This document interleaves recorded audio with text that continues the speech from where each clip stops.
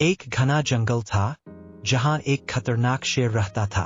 कौआ, सियार और चीता उसके सेवक के रूप में हमेशा उसके साथ रहते थे। शेर रोज शिकार करके भोजन करता और ये तीनों उस बचे हुए शिकार से अपना पेट भरते थे।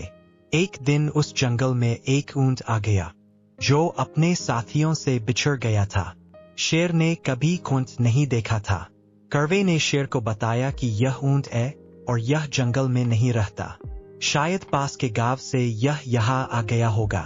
आप इसका शिकार करके अपना पेट भर सकते हो। चीता और सियार को भी कौवे की बात अच्छी लगी। तीनों की बात सुनकर शेर ने कहा कि नहीं, यह हमारा मेहमान है, मैं इसका शिकार नहीं करूंगा। शेर ऊंट के पास गया और ऊंट ने उसे सारी बात बताई कि वो किस प्रकार अपने साथियों से बिछड़कर जंगल में पहुंचा। शेर को उस कमजोर ऊंट पर दया आई और उससे कहा कि आप हमारे मेहमान हैं, आप इस जंगल में ही रहेंगे। कौआ, चीता और सियार इस बात को सुनकर मन ही मन ऊंट को कोसने लगे। ऊंट ने शेर की बात मान ली और जंगल में ही रहने लगा। जल्दी ही जंगल की घास और हरी पत्तियां खाकर वह तंदुरुस्त हो गया। इस बीच एक दिन शेर की जंगली हाथी से लड़ाई हो गई और शेर बुरी तरह से घायल हो गया। वह कई दिन तक शिकार पर नहीं जा सका। शिकार न करने पर शेर और उस पर निर्भर कौआ, चीता व सियार कमजोर होने लगे। जब कई दिनों तक उन्हें कुछ भी खाने को नहीं मिला तो सियार ने शेर से कहा कि महाराज, आप बहुत कमजोर हो गए हैं और अगर आपने शिकार नहीं किया तो हालत और ज्यादा खराब हो सकती है। इस पर शेर ने कहा कि मैं इतना कमजोर हो गया हूं कि अब कहीं भी जाकर शिकार नहीं कर सकता। अगर तुम लोग किसी जानवर को यहाँ लेकर आओ तो उसका शिकार करके अपना और तुम तीनों का पेट भर सकता हूँ। इतना सुनते ही सियार ने तपाक से कहा कि महाराज, अगर आप चाहें तो हम ऊंट को यहाँ लेकर आ सकते हैं, आप उसका शिकार कर लीजिए। शेर को यह सुनकर गुस्सा आ गया और बोला कि वह हमारा मेहमान है, उसका शिकार मैं कभी नहीं करूंगा। सियार ने पूछा कि महाराज, अगर वो स्वयं आपके सामने खुद को समर्पित कर दे तो?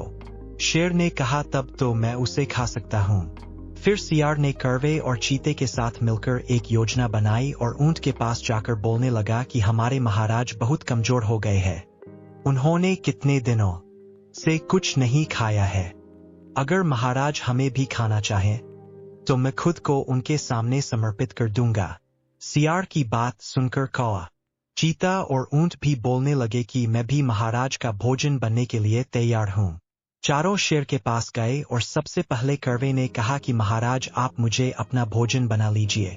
सियार बोला कि तुम बहुत छोटे हो, तुम भोजन क्या नाश्ते के लिए भी ठीक नहीं हो।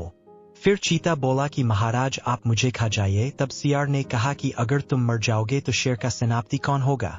फिर सियार ने खुद को समर्पित कर दिया। तब कौआ और चीता बोले कि तुम्हारे बाद महाराज का सलाहकार कौन बनेगा? जब तीनों को शेर ने नहीं खाया तब ऊंट ने भी सोचा कि महाराज मुझे भी नहीं खाएंगे क्योंकि मैं तो उनका मेहमान हूँ। यह सोचकर वह भी बोलने लगा कि महाराज, आप मुझे अपना भोजन बना लो। इतना सुनते ही शेर, चीता और सियार उस पर झपट पड़े। इससे पहले कि ऊंट कुछ समझ पाता, उसके प्राण शरीर से निकल चुके थे और चारों उसे अपना भोजन बना चुके थे। कहानी से सीख। इस कहानी से हमें यह सीख मिलती है कि हमें बिना सोचे किसी की बातों में नहीं आना चाहिए। साथ ही चालाक व धूर्त लोगों की मीठी मीठी बातों पर कभी भरोसा नहीं करना चाहिए।